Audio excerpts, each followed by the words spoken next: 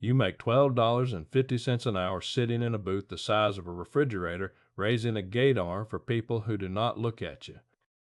Last night, between 11 p.m. and 4 in the morning, 4 and 6 parking stalls at a shopping center on the north side got fresh yellow lines, straight as rulers, dry before dawn.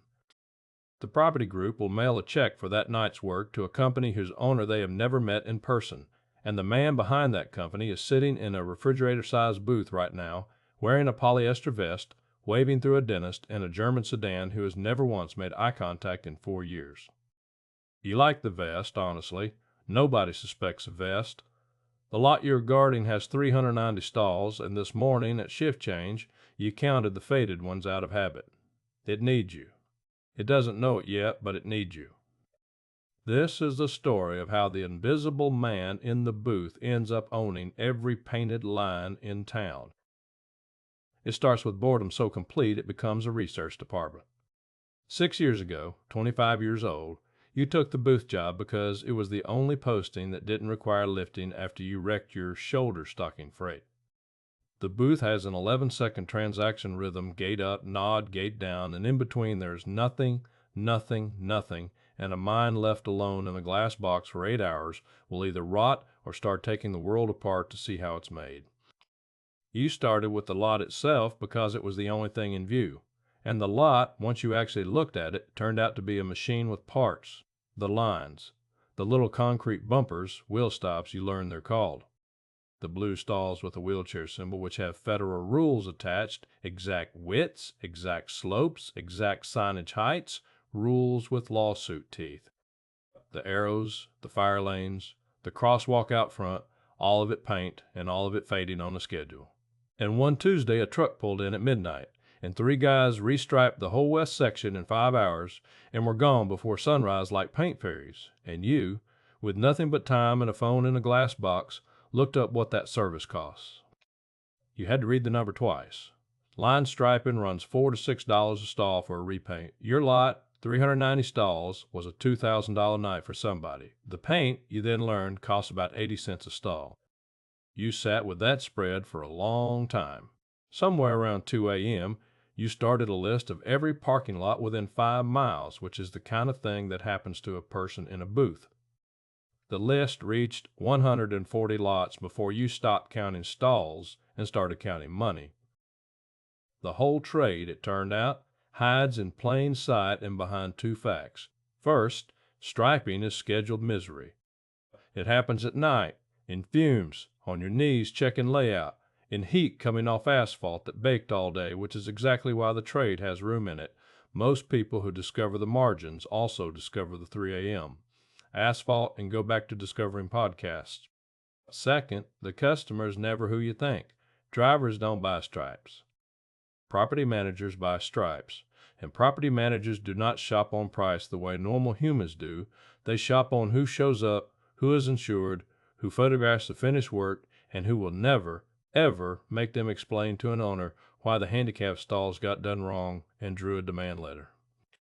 You learned the federal accessibility rules cold, free from government PDFs, in the booth, on shift, being paid $12.50 an hour to become the only striping bidder in your county who could cite stall width requirements from memory.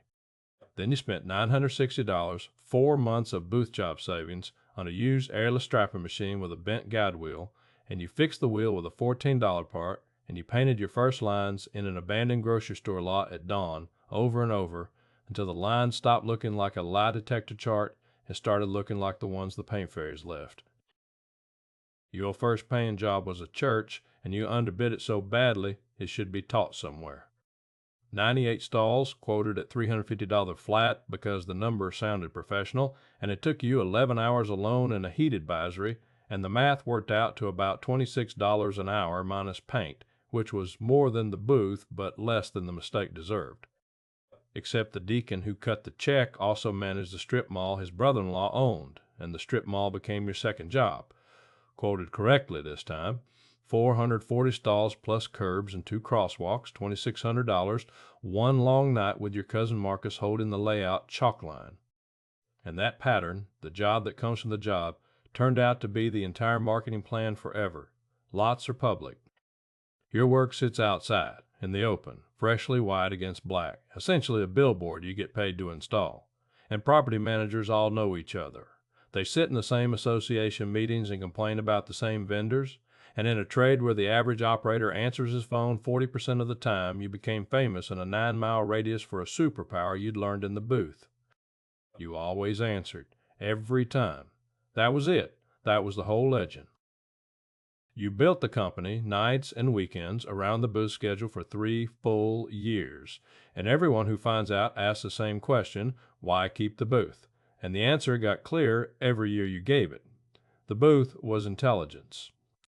Sitting in that glass box, you watched the entire property services food chain come and go. The sweepers, the seal coaters, the landscapers, the asphalt patch crews. You learned their trucks, their pricing, their no-show habits, which property managers chewed vendors up and which paid net 15. The booth job was a $12.50 an hour surveillance post inside the exact industry you were quietly invading with health insurance. Your supervisor, a decent, tired man named Dom, kept offering you the booking office promotion, $15 an hour, daytime, and you kept declining in a way you had to make sound humble because daytime was when you slept and the office had no view of anything worth learning. Marcus went full-time with you in year 3 at $22 an hour, then his brother-in-law Felix, then a second machine, then a used box truck, $11,000 cash, that Marcus stenciled with the company name Meridian Line and Lot, a name you chose because it sounded like it had a board of directors, and the fact that its entire board sat in a parking booth from 2 to 10 was information the market never requested and you never volunteered. The subcontracting discovery rewired everything, the way the dentist's office rewires the story for every guy like you. A regional seal coating outfit, big trucks, real yard, called Meridian because their own striping crew had quit mid-season, and they needed 11 lots finished under their name at their customer's price, with your crew invisible inside their invoice. You did 11 lots in 9 nights. They paid Meridian $18,400 and billed their customer God knows what, and you did not care even slightly because you had discovered the quiet gear of the whole trade's economy, being the reliable machine inside other companies' promises. Subwork meant no sales calls, no waiting on property manager decision cycles, no chasing invoices from strangers. The seal coaters paid like clockwork because they needed you next season. By year 5, 3 regional outfits fed Meridian steady subwork all summer, and your own direct accounts, the church, the strip malls, 4 HOAs, 2 hospital satellite lots, filled the rest, and the company grossed $31,000 in its best month, painted at night by 6 employees, none of whom had ever seen your booth or ever would. The stress test came as weather, because in this trade it always does.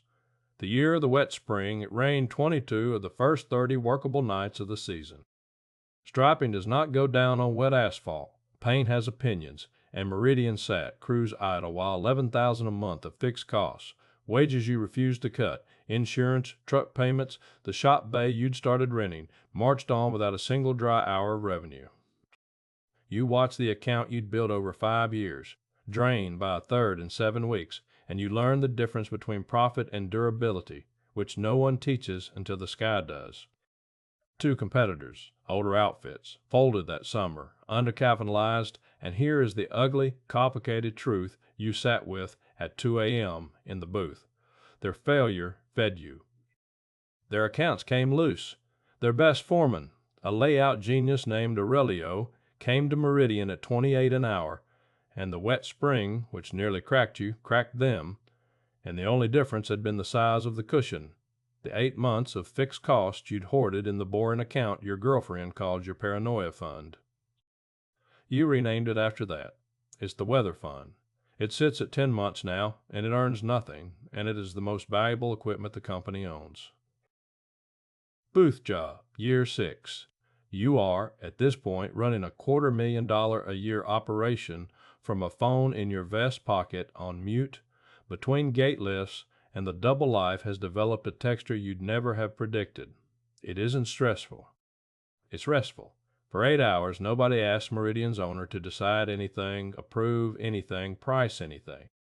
The dentist in the German sedan rolls up, the gate rises, he doesn't look at you, and you feel, honestly, a kind of affection for the arrangement, he is one of maybe 200 people who interact with you daily as exactly nobody, and the older you get, the more you understand what that costs everyone else and what it's worth. Dom retires in June. At his cookout, 3 beers in, he tells you that you were the best gate man he ever had, and that it broke his heart you never had ambition, and he means it kindly. He means it as a compliment about your steadiness.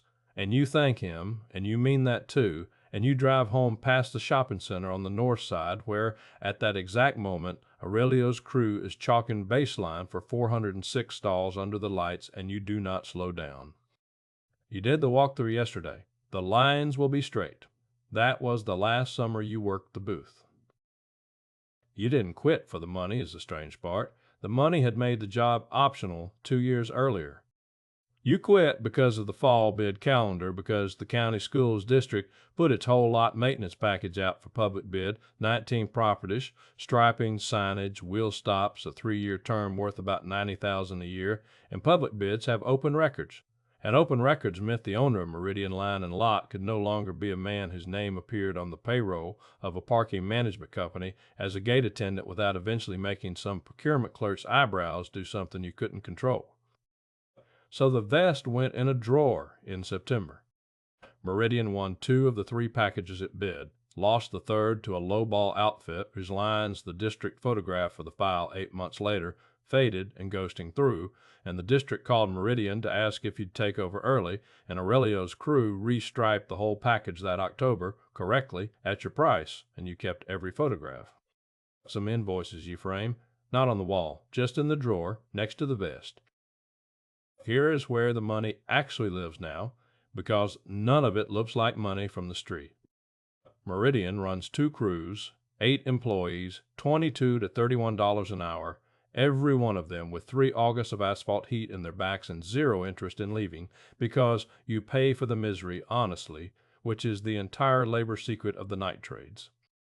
The company grossed $610,000 last year.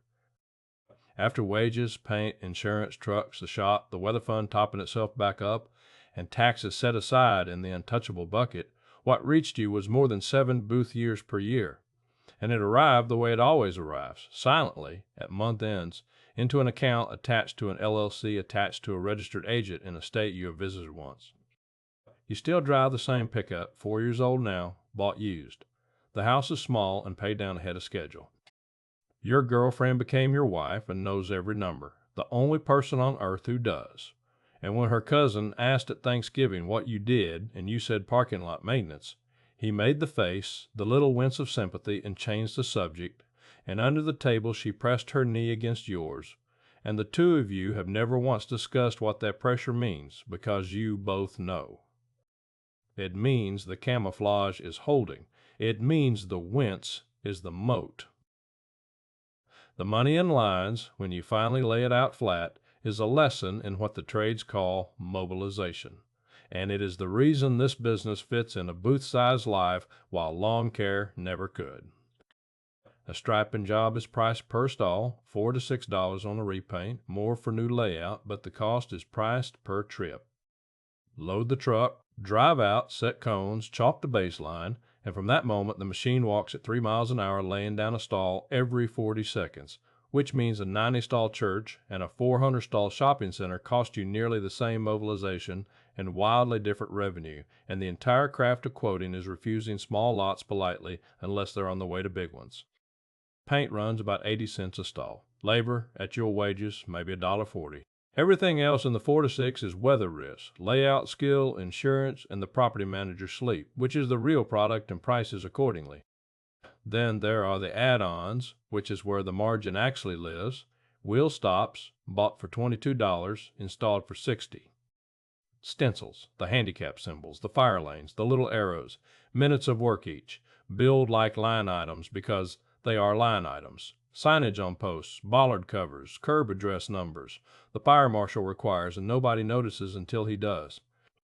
A bare repaint quote of $2,200 leaves the site as a $3,400 invoice more often than not. All of it legitimate, all of it itemized, all of it stuff. the customer genuinely needs and would rather buy from the crew already standing in the lot at midnight than schedule twice. And over all of it sits the calendar, the quiet subscription nobody thinks of as one. Paint on asphalt in this climate has a lifespan of 24 to 36 months. Sun fade in the south lots, plow scrape in the north ones, and every stall Meridian has ever painted is therefore also an appointment. Meridian has already half booked, 2 to 3 summers out, with a customer who already has your number and no reason on earth to shop the renewal. 1,100 accounts in the county fade on a rolling schedule you keep in a spreadsheet with one glorious column, last painted. The booth taught you gates, up and down, over and over, 11 seconds at a time. The trade turned out to be the same machine wearing work boots. The lines go down, the lines fade, the lines go down again, and every rotation of that wheel forever has a margin in it. The dentist looked at you last month.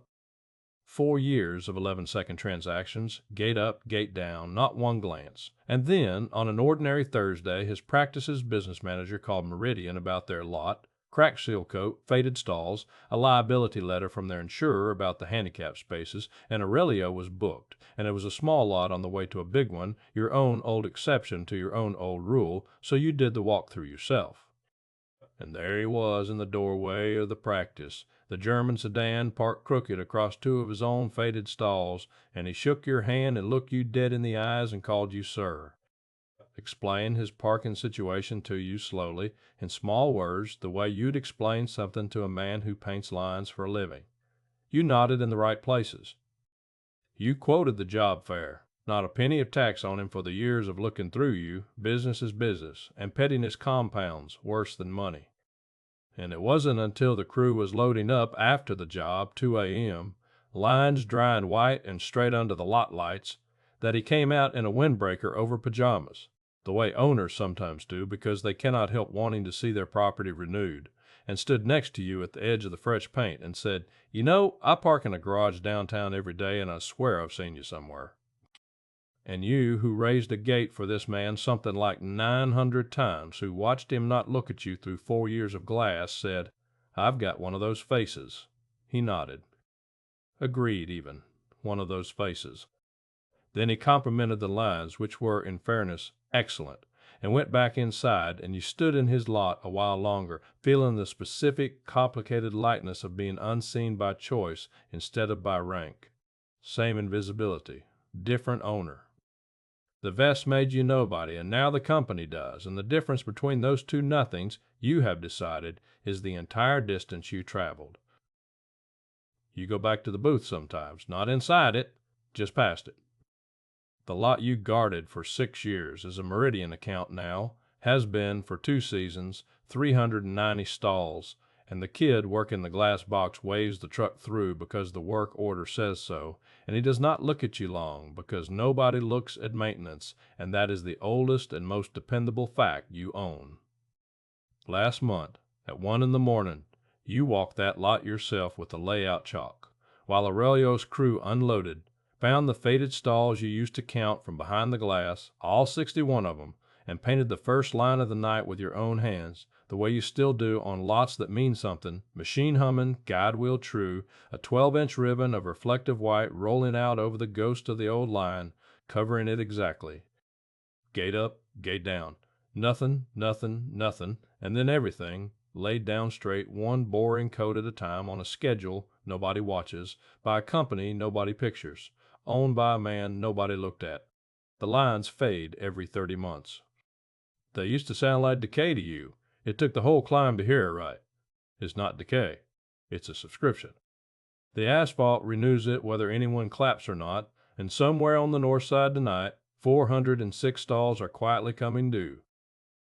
If this kind of quiet arithmetic is your kind of story, the subscribe button is right there, and it costs exactly nothing, which is the best price this channel knows.